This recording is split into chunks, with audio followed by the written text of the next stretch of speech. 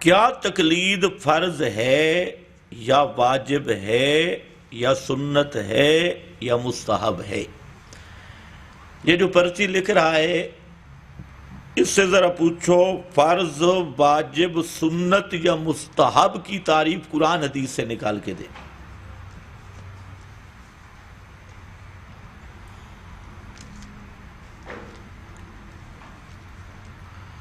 قرآن حدیث میں فرض کس چیز کا نام ہے؟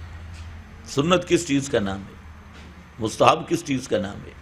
اس پہ کوئی آیت پیش کریں، حدیث پیش کریں۔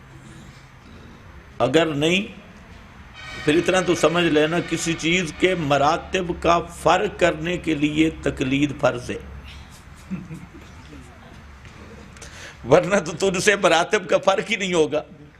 یہ جو ابھی آپ نے پرچی لکھی ہے نا، اس لیے جو میرے غیر مقلد بھائی ہیں ان کے دماغ بالکل خشک ہوتا ہے۔ تو جو بیٹھا ہے اللہ کے فضل سے پرچی سے جواب کافی ہے کہ اس نے جہاں ایک لفظ فرض لکھا ہے، ایک واجب، ایک سنت، ایک مستحب، یہ 4 لفظ لکھے ہیں۔ تو اس کو کہو بغیر تقلید کے یہ 4 لفظ قرآن حدیث سے دکھا دے، نہیں تو اتنا تو ضروری سمجھنا کہ آپ کی پرچی بھی تقلید پہ مبنی ہے، بے شک، اور 4 الفاظ پہ مبنی ہے۔ بھائی مسئلہ یہ ہوتا ہے کہ تقلید کا مختصر مسئلہ یہ ہے کہ جہاں قرآن و سنت کی واضح نصوص ہوں تو ہر مسلمان مکلف ہے کتاب و سنت کی پیروی کا، اور اکثر مسائل اسی طرح ہیں۔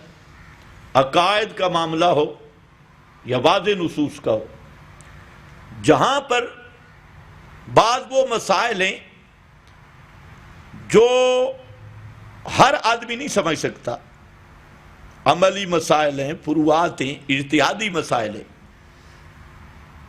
ان کو ہر آدمی نہیں سمجھ سکتا، تو اس وقت کسی ماہر شریعت پر اعتماد کرنا۔ اب خود سوچ لیں کہ خود نہ سمجھتا ہو تو کسی پر اعتماد کرے گا یا دین سے نکلے گا؟ کسی پر اعتماد ہی کرنا ہوگا۔ ہر معاملہ اسی طرح ہے، اور وہ بھی اگر یہ واضح ہو جائے کہ اس کا یہ مسئلہ نص کتاب اللہ کے خلاف ہے یا صریح حدیث کے خلاف ہے تو اس کو چھوڑنا واجب ہے۔ یہ تو خود عامی آدمی ہے، اگر تم ایسے ماہر بن گئے ہو کتاب و سنت کے کہ ہر مسئلہ کتاب و سنت سے اخذ کر لیتے ہو، اور تم میں سے کوئی ایسا بزرگ پیدا ہو گیا جو 4 اماموں پر بھی حاکم بن سکتا ہے، اللہ تو قادر ہے، اگر کوئی ایسا بن گیا تو اس پر تقلید جائز ہی نہیں اس کے لیے۔ لیکن جب مسئلہ فروعات کا، اجتہادات کا، جہاں آپ اہل نہیں ہیں تو ظاہر بات ہے کسی ماہر کی بات مانیں گے، تو جب ماہر کی مانیں گے تو یہی تقلید ہے نا۔ اور خود اہل حدیث سے پوچھو تم کتنی تقلیدیں کرتے ہو؟ ہم سے زیادہ تقلید اہل حدیث کرتی۔ تقلید پھر روایت، یہ جو راویوں کی بات سے، جہاں تو قرآن حدیث کوئی موجود نہیں کہ زہری اچھا آدمی تھا، سفیان ابن عیینہ بڑا پاک آدمی تھا، اور محمد بن اسحاق دجال تھا، نہ قرآن میں حدیث میں ہے، یہ اقوال رجال ہے، ماہرین شریعت محدثین کی بات تھی۔ پھر امام بخاری، مسلم، ابو داؤد، ترمذی، ابن ماجہ کا ذکر بھی قرآن حدیث میں نہیں ہے۔ ہمارے ایریا میں ایک گھوڑا ریڑھا چلانے والا تھا بزرگ، خیر اس کا کوئی قریبی رشتہ دار غیر مقلد بن گیا، تو ڈینگے تو بہت مارتے ہیں۔ اس نے کہا کہ وہ جب آئے گا تو میں اسے مناظرہ کروں گا، ساری زندگی ریڑھا چلایا ہے، تو کہتے میں اور کسی سے بات نہیں کروں، اسی سے کروں گا۔ ٹھیک ہے، ہم گئے، وہ میں نے کہا اپنا مولوی بھی ساتھ لاؤ۔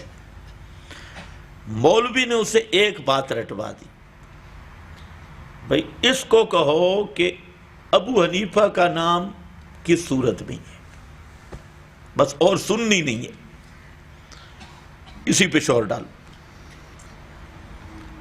وہ آگے میرے پاس سارے مل کے. اس نے کہا جی میرا ایک ہی سوال ہے اور کوئی سوال ہے. ابو حنیفہ کا نام کس صورت میں دکھاؤ. میں نے کہا یار میں تو حافظ نہیں ہوں, یہ جو مولوی صاحب ہیں یہ تو حافظ صاحب ہیں نا. مولوی صاحب نے کہا میں حافظ ہوں.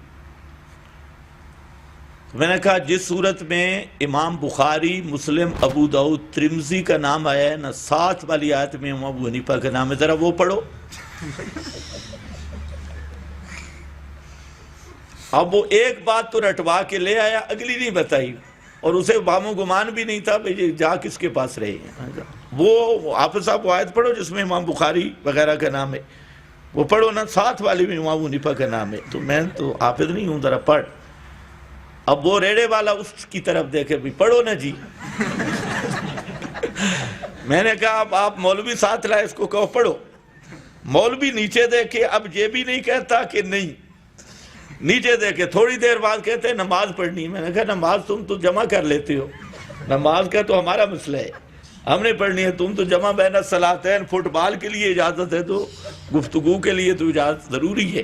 کہتے ہیں نہیں میں استنجا کر کے آتا ہوں, میں وضو کر کے آتا ہوں. بس گیا, آج تک پھر واپس نہیں آئے. یہ ایسے پہیلیاں. تو بھائی بات صرف یہ ہے کہ صحابہ میں 1.25 لاکھ کے قریب میں سے 112 مجتہد ہیں, اور ان 112 حافظ ابن القیم نے اعلام الموقعین میں اس کی بات کی ہے, جس کو اہل حدیث موقعین پڑھتے ہیں, وہ لفظ ہے موقعین, اس میں بات کی. اور ان میں سے 12 میں سے پھر 5 مجتہد ہیں. تو باقی جتنے صحابہ تھے وہ کیا کرتے, دوسروں سے مسئلہ پوچھ کے عمل کرتے. 112 کہاں اور 1.25 لاکھ کہاں.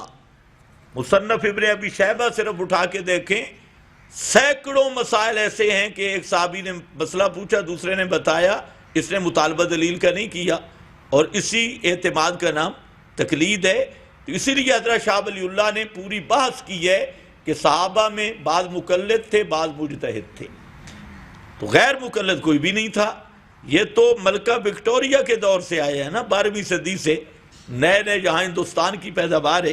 تو بہرحال ہر مسئلے کی ایک نوعیت ہے, اور ضرورت کے تحت بسا اوقات فرض ہوتی ہے, حالات کے مطابق واجب بھی ہوتی ہے, اور بسا اوقات ناجائز بھی ہوتی ہے.